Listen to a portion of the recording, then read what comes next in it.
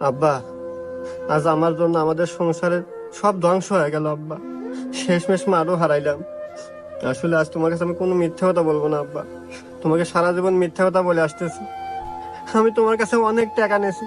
আসলে আমি বিমানও চালাই না, কোনো পাইলটও না। তোমার কাছে টাকা নিয়ে আমি মোবাইলে অনলাইনে জুয়া খেলছি আব্বা। আমি অনেক পাপ করছি আব্বা। তোমাকে বোকা তোমাকে বোকা পাই আমি অনেক পাপ করছি আব্বা। আব্বা, তুমি আমাকে মাফ করে দিও আব্বা। আব্বা, তুমি আমাকে মাফ করে দিও, আমাকে ক্ষমা করে দিও আব্বা।